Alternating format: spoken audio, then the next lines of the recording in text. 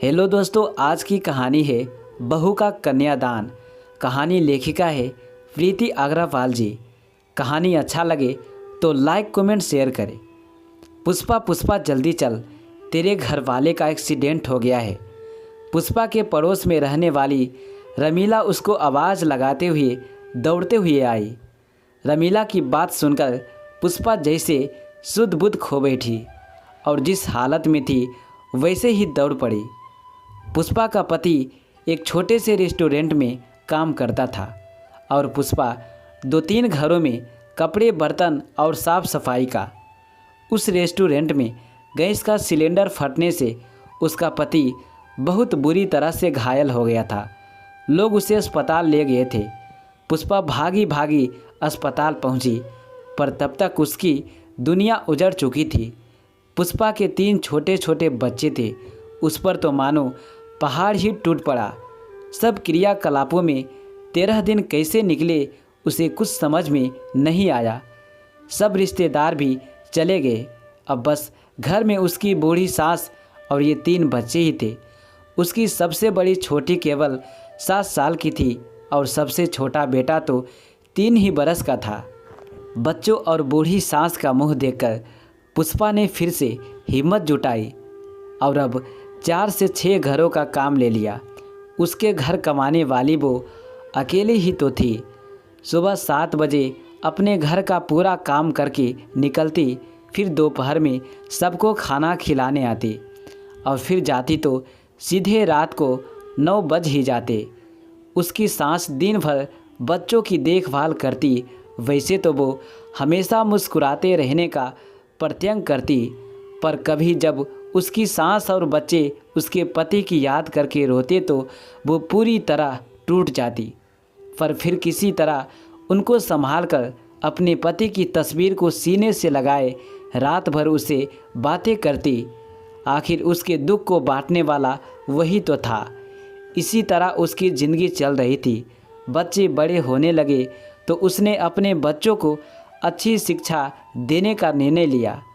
पुष्पा, तेरे घर दो समय ढंग से खाने को नहीं है तो तू तीनों बच्चों की पढ़ाई का खर्चा कैसे उठाएगी? रमीला बोली। और मेहनत करूंगी ताकि मेरे बच्चे अच्छी ज़िंदगी जी सके। उन्हें अपने जैसे घर घर काम करने नहीं दूंगी, पुष्पा ने दृढ़ता से कहा। जिन घरों में वो काम करती थी सब उसके घर की परिस्थिति को अच्छे से जानते थे।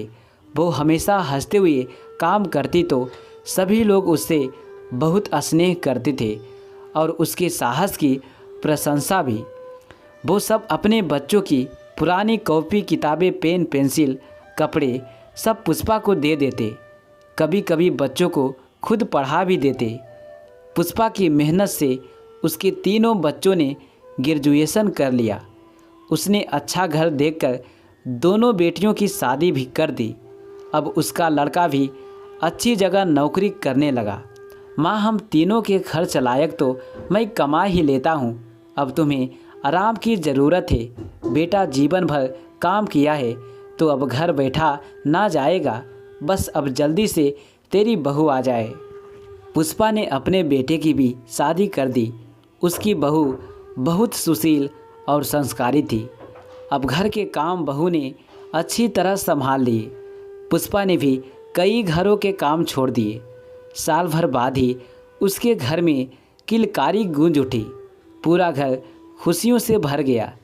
पुष्पा की सास और पुष्पा दोनों ही बहुत खुश थे। अब जाकर उसे अपनी जिम्मेदारी पूरी होने का एहसास हो रहा था, पर शायद अभी भी ईश्वर उसके सब्र और साहस की परीक्षा लेना चाह रहे थे। इस हंसते खेलते घर को जैसे किसी की नज़र लग गई। नौकरी पर जाते हुए उसके बेटे को हार्ट अटैक आ गया और वो उसी वक्त चल बसा। पुष्पा के घर फिर घनघोर अंधियारा छा गया। अब वो खुद भी थकने लगी थी। पहले युवावस्था में पति और अब जवान लड़का। उसके शौक की कोई सीमा ही नहीं थी। युवा बहू का वैद्य उसके देखा नहीं जाता था। घर में बस यही 3 महिलाएं और एक नन्हा सा बालक ही था जो एक दूसरे का सहारा थे। पर पुष्पा ऐसे परिस्थितियों से हार मानने वालों में से नहीं थी। उसे जितने दुख और परेशानियां थी उतना ही ईश्वर ने उसे साहस और धैर्य भी दिया था। सही मायने में एक योद्धा की तरह जो हर मुश्किल का परिस्थिति का डट कर मुकाबला करता है। पुष्पा जब भी अपनी बहू को देखती उसका मन करुणा और दुख से भर जाता। रात को सोने की कोशिश करते हुए भी पुष्पा विचार में ही डूबी थी। अपनी बहू के चेहरे पर उसकी नज़र गई। अभी इसकी उम्र ही क्या है, जिंदगी जीना तो ठीक से अभी इसकी ज़िंदगी शुरू भी नहीं हुई है। उसने मन ही मन एक दृढ़ निश्चय किया, बेटा आ मेरे पास बैठ, मुझे तुझसे कुछ बात करनी है। सुबह सुबह उसने बहू को बहुत प्यार से कहा। बहू ने बहुत आश्चर्य से उसकी ओर देखा। बेटा मेरी बात ध्यान से सुन, मैंने निश्चय किया है कि मैं तेरी दूसरी शादी करवाऊंगी। पुष्पा की बात सुनकर उसकी बहू हक्की बक्की रह गई। उससे कुछ कहते नहीं बना। उसकी आंखों से आंसू बहने लगे। उसने अपने बच्चों को अपने सीने से चिपका लिया।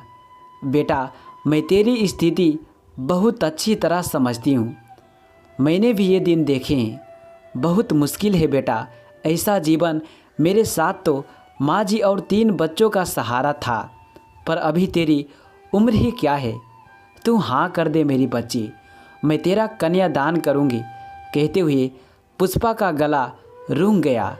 नहीं माँ, मैं आपको छोड़कर कहीं नहीं जाऊँगी। आपने जीवन भर बहुत दुख सहे हैं और फिर अपने साथ कृष्णा भी तो है ही। हम सब एक साथ बहुत अच्छे से रहेंगे। नहीं बेटा, तेरी शादी के बाद तुझसे मेरा रिश्ता थोड़ी ना टूट जाएगा। तेरा ये मायका रहेगा, जब मन करे मिलने आ जाना। हम ऐसे ही लड़के को ढूंढेंगे जो कृष्णा को भी अपना ले, और अगर नहीं भी अपनाता है तो मैं हूँ ना, मैं उसका लालन पालन अच्छे से करूँगी। पुष्पा की बात सुनकर उसकी बहू रोने लगी। दोनों सास बहू बहुत देर तक गले मिलकर रोती रही, जैसे अपना सारा दुख और तकलीफ वो इन आंसुओं में बहा देना चाहती हो। अपने बेटे की मृत्यु के कुछ महीनों बाद ही पुष्पा ने अपनी बहू का दूसरा विवाह कर दिया और अपने पोते को भी उसे दे दिया। पुष्पा की सास और बेटियों ने भी उसका भरपूर समर्थन किया। आज भी उसकी बहू पुष्पा के घर अपने मायके जैसी आती है। दोनों में सगी माँ बेटी जैसा प्यार है। दोस्तों, ये कहानी एक सत्य घटना पर आधारित है। एक घर काम करने वाली महिला में इतनी हिम्मत और हौसला और साथ ही उसके इतने ऊंचे विचार।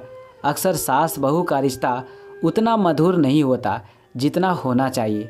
समाज में पुष्पा जैसी सास एक मिसाल है। पुष्पा को मेरा सत सत नमन। दोस्तों, मैं आशा करता हूँ कि ये कहानी ज़रूर अच्छा लगा होगा, तो प्लीज़ वीडियो को लाइक कमेंट शेयर ज़रूर कर दें।